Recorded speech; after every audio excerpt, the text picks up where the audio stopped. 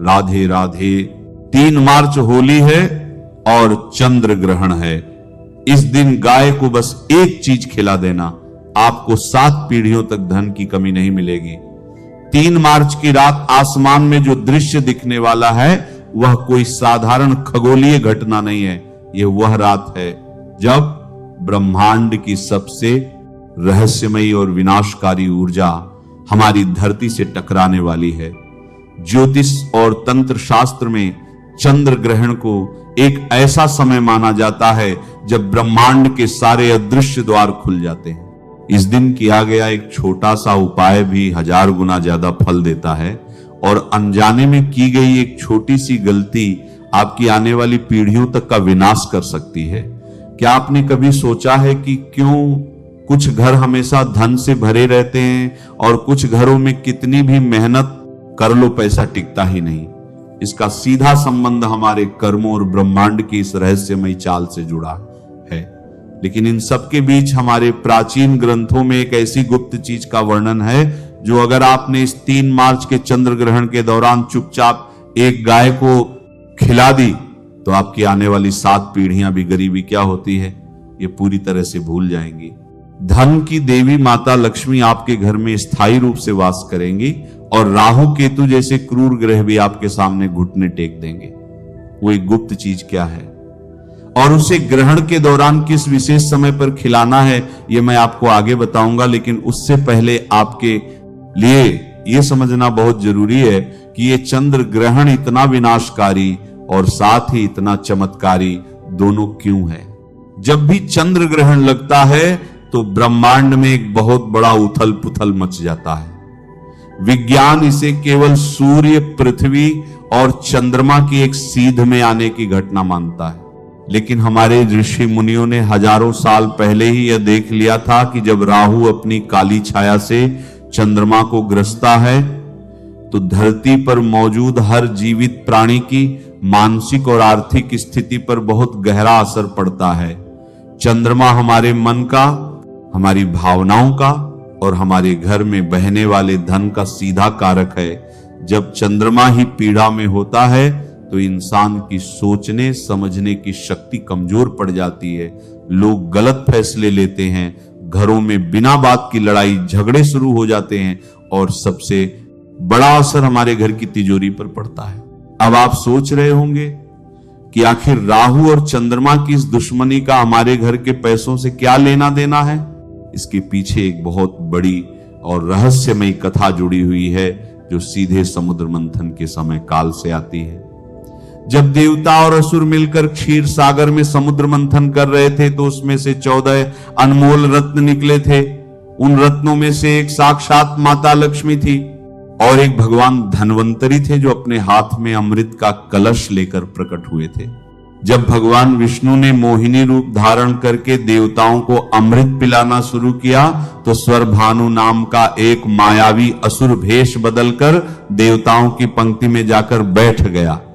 उस मायावी असुर ने छल से अमृत की कुछ बूंदें पी ली, लेकिन जैसे ही अमृत उसके गले से नीचे उतरने वाला था वहां बैठे सूर्यदेव और चंद्रदेव ने उसे पहचान लिया और भगवान विष्णु को इशारा कर दिया। भगवान विष्णु ने तुरंत अपने सुदर्शन चक्र से उस असुर का सिर धड़ से अलग कर दिया, लेकिन क्योंकि अमृत उसके गले तक पहुंच चुका था इसलिए उसका सिर और उसका धड़ दोनों हमेशा के लिए अमर हो गए। उसका सिर राहु कहलाया और उसका धड़ केतु कहलाया। उसी दिन से राहु और केतु सूर्य और चंद्रमा को अपना सबसे बड़ा दुश्मन मानते हैं। जब भी समय चक्र घूमता है राहु अपनी उसी पुरानी दुश्मनी का बदला लेने के लिए चंद्रमा को निगलने की कोशिश करता है। इसी घटना को हम चंद्र ग्रहण कहते हैं। जब राहु चंद्रमा को जकड़ता है तो चंद्रमा से निकलने वाली अमृतमयी किरणें धरती तक नहीं पहुंच पाती। इसके बजाय राहु की जहरीली और नकारात्मक ऊर्जा धरती पर गिरने लगती है। यही वह समय होता है जब नकारात्मक शक्तियां सबसे ज्यादा सक्रिय हो जाती हैं। पुराने लोग आज भी कहते हैं कि ग्रहण के समय कुछ विशेष काम बिल्कुल नहीं करने चाहिए। जो लोग इस समय बिना वजह बाहर घूमते हैं या भोजन करते हैं उनके शरीर में अलक्ष्मी यानी दरिद्रता का प्रवेश बहुत आसानी से हो जाता है। दरिद्रता कोई बीमारी नहीं है, बल्कि यह एक नकारात्मक ऊर्जा है जो आपके घर के वातावरण को पूरी तरह से दूषित कर देती है। जब यह ऊर्जा घर में प्रवेश करती है तो सबसे पहले आपके घर का कोई ना कोई इलेक्ट्रॉनिक सामान खराब होने लगता है, घर की दीवारों में सीलन आने लगती है, परिवार के सदस्यों में बिना बात की कड़वाहट बढ़ने लगती है और पैसा पानी की तरफ बीमारियों और व्यर्थ के कामों में बहने लगता है। कई लोग अपनी पूरी जिंदगी ये समझ ही नहीं पाते कि आखिर उनके साथ ये सब क्यों हो रहा है। वे मेहनत करते हैं, रात दिन एक करते हैं, लेकिन फिर भी उनके सिर से कर्ज का बोझ कम होने का नाम ही नहीं लेता। यह सब उसी नकारात्मक ऊर्जा का खेल है जो कभी किसी ग्रहण काल में या किसी अशुभ समय में उनके घर में प्रवेश कर गई थी। तो क्या इस विनाशकारी ऊर्जा से बचने का कोई रास्ता नहीं है? क्या हम राहु के इस मायावी प्रभाव को रोक नहीं सकते? इसका जवाब हमारे शास्त्रों में बहुत स्पष्ट रूप से दिया गया है। जब भी ब्रह्मांड में कोई नकारात्मक शक्ति हावी होती है तो उससे बचने का सबसे बड़ा और अचूक उपाय हमारी गौ माता के पास होता है। सनातन धर्म में गाय को केवल एक पशु नहीं माना गया है, बल्कि उन्हें साक्षात ब्रह्मांड का स्वरूप माना गया है। अथर्ववेद में स्पष्ट लिखा है कि गौ माता के शरीर में 33 कोटि देवी देवताओं का वास होता है। उनके सींगों में ब्रह्मा और विष्णु का वास है। उनके मस्तक पर भगवान शिव विराजमान हैं। उनके नेत्रों में सूर्य और चंद्रमा बसते हैं और उनके खुरों में नाग देवता का वास होता है। गौ माता की पीठ में साक्षात पर ब्रह्म का वास होता है और उनके गोबर में माता लक्ष्मी निवास करती हैं। जब आप गौ माता के दर्शन करते हैं तो आपको एक साथ पूरे ब्रह्मांड के दर्शन हो जाते हैं। अब जरा ध्यान से सोचिए, जब राहु को चंद्रमा को निगल रहा होता है और चंद्रमा पीड़ा में होता है, उस समय चंद्रमा की ऊर्जा बहुत क्षीण हो जाती है, लेकिन गौ माता के नेत्रों में साक्षात चंद्रमा का वास है जो कभी भी राहु के प्रभाव में नहीं आ सकता। गौ माता की आभा, उनका ऑरा इतना शक्तिशाली होता है कि दुनिया की कोई भी नकारात्मक ऊर्जा उनके आसपास भी नहीं फटक सकती। यही कारण है कि प्राचीन काल में जब भी ग्रहण लगता था तो ऋषि मुनि और राजा महाराजा सबसे पहले गौशाला की तरफ दौड़ पड़ते थे। वे गौ माता की सेवा करते थे क्योंकि वे जानते थे कि यही वह एकमात्र सुरक्षा कवच है जो उन्हें हर प्रकार की विपत्ति से बचा सकता है। ग्रहण के समय जब राहु का प्रभाव चरम पर होता है, उस समय यदि गौ माता को एक विशेष चीज खिला दी जाए तो ब्रह्मांड की सारी सकारात्मक ऊर्जा आपके पक्ष में काम करने लगती है। गौ माता के भीतर मौजूद 33 कोटि देवता तृप्त हो जाते हैं और आपके ऊपर से हर प्रकार का ग्रह दोष, चाहे वह 7.5 हो, ढैया हो या राहु केतु की महादशा हो, सब कुछ शांत हो जाता है। अब आप जरूर सोच रहे होंगे कि आखिर वह कौन सी गुप्त चीज है जिसे इस 3 मार्च के चंद्र ग्रहण के दिन खिलाना है। यह कोई बहुत महंगी या बाजार से मिलने वाली दुर्लभ जड़ी बूटी नहीं है। यह आपके घर की रसोई में मौजूद कुछ बेहद साधारण लेकिन चमत्कारी चीजों का एक विशेष मिश्रण है जिसे खास विधि से तैयार करना होता है। लेकिन इस उपाय को करने से पहले एक बहुत बड़ी और कड़ी शर्त है जिसका पालन करना सबसे ज्यादा जरूरी है। अगर आपने इस शर्त को तोड़ दिया तो यह उपाय बिल्कुल भी काम नहीं करेगा। बस शर्त यह है कि आपको यह उपाय बिल्कुल चुपचाप करना है। चुपचाप का अर्थ है कि जब आप इस विशेष चीज को बना रहे हो और जब आप इसे गौ माता को खिलाने जा रहे हो, तब आपको किसी से भी एक शब्द नहीं बोलना है। कोई आपको पीछे से आवाज न लगाए, कोई आपसे यह न पूछे कि आप क्या कर रहे हैं या आप कहां जा रहे हैं। आपको अपने घर वालों को पहले ही बता देना है कि इस विशिष्ट समय पर वे आपको बिल्कुल भी न टोकें। तंत्र शास्त्र में मौन का बहुत बड़ा महत्व है। जब हम मौन होते हैं तो हमारी पूरी ऊर्जा हमारे इरादे और हमारे संकल्प में समा जाती है। यदि हम बोलते हैं तो हमारी ऊर्जा शब्दों के माध्यम से बाहर बिखर जाती है और उपाय का प्रभाव बहुत कम हो जाता है। इसलिए जब आप इस उपाय को करें तो आपका मौन रहना सबसे बड़ी कुंजी है। तो चलिए अब मैं आपको उस गुप्त चीज को बनाने की पूरी विधि बताता हूं। आपको चंद्र ग्रहण शुरू होने से पहले ही, जब सूतक काल चल रहा हो या सूतक लगने से पहले का समय हो, तब आपको अपने घर की रसोई में जाना है। रसोई में जाने से पहले अपने हाथ पैर अच्छी तरह से धो लें और मन में माता लक्ष्मी और गौ माता का स्मरण करें। अब आपको एक कटोरी में थोड़ा सा गेहूं का आटा लेना है। गेहूं को सूर्य का प्रतीक माना जाता है। सूर्य ही इस ब्रह्मांड में ऊर्जा और जीवन का सबसे बड़ा स्रोत है। इसके बाद आपको इस आटे में थोड़ा सा गुड़ मिलाना है। गुड़ मंगल और सूर्य दोनों का प्रतिनिधित्व करता है, जो आपके जीवन में साहस, शक्ति और जमीन जायदाद से जुड़े लाभ लाता है। इसके बाद जो तीसरी और सबसे रहस्यमयी चीज आपको इसमें मिलानी है वो है काले तिल। काले तिल सीधे तौर पर शनिदेव और राहु केतु से जुड़े होते हैं।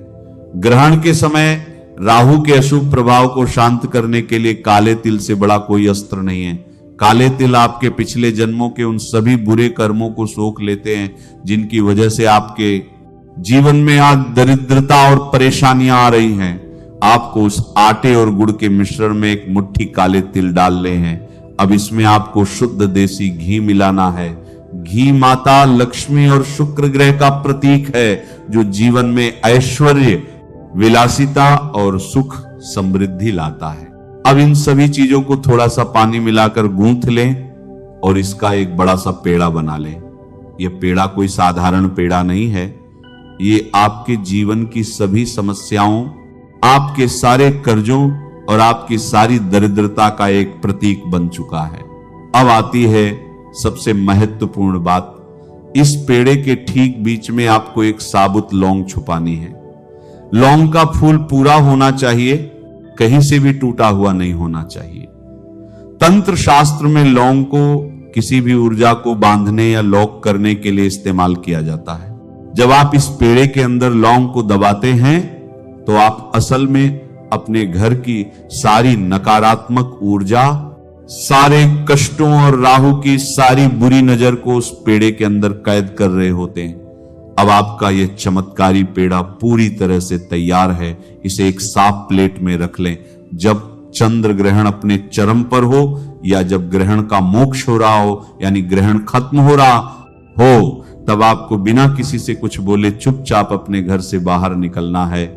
आपको ऐसी गौ माता को ढूंढना है जो शांत स्वभाव की हो सके तो किसी ऐसे रंग की गाय को चुने जिसका रंग सफेद और काला मिला हुआ हो, या फिर लाल रंग की गाय हो। लेकिन अगर ऐसी गाय न मिले तो जो भी गौ माता आपको दिखे आप उनके पास जा सकते हैं। गौ माता के पास जाकर आपको सबसे पहले अपने मन में उनसे प्रार्थना करनी है। आपको बोलना कुछ नहीं है, केवल अपने मन में कहना है कि हे गौ माता, हे सुरभि, हे कामधेनु, मेरे और मेरे परिवार के द्वारा इस जन्म में या पिछले किसी भी जन्म में जाने अनजाने में जो भी पाप हुए हैं उन्हें क्षमा करें। मेरे घर में जो भी दरिद्रता है, जो भी आर्थिक तंगी है, उसे अपने श्री चरणों में स्थान देकर हमेशा के लिए नष्ट कर दें। राहु और केतु की जो भी बुरी छाया मेरे परिवार पर पड़ी है उसे अपनी दिव्य दृष्टि से भस्म कर दें। यह मानसिक प्रार्थना करने के बाद वह पेड़ा अपनी दाई हथेली पर रखें और गौ माता की तरफ बढ़ा दें। जब गौ माता उस पेड़े को अपने मुख में लेंगी तो उनकी जीभ आपकी हथेली को स्पर्श करेगी। शास्त्रों के अनुसार जब गौ माता की जीभ किसी मनुष्य की हथेली को स्पर्श करती है तो उस मनुष्य की हस्तरेखाओं में मौजूद सारे दुर्भाग्य, सारे मृत्यु योग और सारे दरिद्र योग उसी क्षण मिट जाते हैं। गौ माता की जीभ में इतनी अद्भुत शुद्धिकरण शक्ति होती है कि वह आपके भाग्य के पन्नों को दोबारा लिख सकती है। जब गौ माता उस पेड़े को चबाकर खा लेंगी तो इसका अर्थ है कि उन्होंने आपके सारे कष्टों को उस लौंग के साथ चबाकर नष्ट कर दिया है और काले तिल के रूप में आपके सारे पापों को भस्म कर दिया है। पेड़ा खिलाने के बाद गौ माता की पीठ पर बहुत प्यार से अपना हाथ फेरे। उनकी पीठ पर हाथ फेरने से आपके शरीर में एक बहुत ही दिव्य और सकारात्मक ऊर्जा का संचार होगा। आपको अपने मन में एक अजीब सी शांति और हल्कापन महसूस होगा, जैसे आपके सिर से कोई बहुत बड़ा बोझ उतर गया हो। इसके बाद गौ माता के खुरों के पास की थोड़ी सी मिट्टी उठाएं और उसे अपने माथे पर लगा लें। यह मिट्टी किसी भी महंगे रत्न या ताबीज से 1000 गुना ज्यादा शक्तिशाली है। यह आपके लिए एक अभेद्य सुरक्षा कवच का काम करेगी। इसके बाद बिना पीछे मुड़कर देखे चुपचाप अपने घर वापस आ जाए। घर आकर अपने हाथ पैर धो ले और यदि संभव हो तो स्नान कर ले। यह पूरा उपाय देखने और सुनने में भले ही बहुत साधारण लग रहा हो, लेकिन इसके पीछे जो ज्योतिषीय और आध्यात्मिक विज्ञान छिपा है वह अचूक है। जब आप इस उपाय को पूरी श्रद्धा और विश्वास के साथ करते हैं तो ब्रह्मांड की कोई भी शक्ति आपके जीवन में धन के प्रवाह को नहीं रोक सकती। माता लक्ष्मी को आपके घर आना ही पड़ता है। आप देखेंगे कि इस उपाय को करने के कुछ ही दिनों के भीतर आपके जीवन में बहुत बड़े और सकारात्मक बदलाव आने शुरू हो जाएंगे। जो धन रुका हुआ था वो अचानक से वापस आने लगेगा। यदि आप व्यापार करते हैं तो नए ग्राहक और नए अवसर आपके सामने खुद चलकर आएंगे। यदि आप नौकरी में हैं तो आपकी पदोन्नति के रास्ते अपने आप खुलने लगेंगे। घर में जो बिना बात के झगड़े होते थे वे बिल्कुल शांत हो जाएंगे और परिवार के सभी सदस्यों के बीच एक गहरा प्रेम और तालमेल बन जाएगा। सबसे बड़ी बात यह है कि यह उपाय केवल आपको ही फायदा नहीं पहुंचाएगा, बल्कि आपकी आने वाली पीढ़ियों के लिए भी धन और समृद्धि के मार्ग खोल देगा। क्योंकि जब आप गौ माता की सेवा करते हैं और उनके माध्यम से अपने कर्मों को शुद्ध करते हैं तो उसका पुण्य फल 7 पीढ़ियों तक जाता है।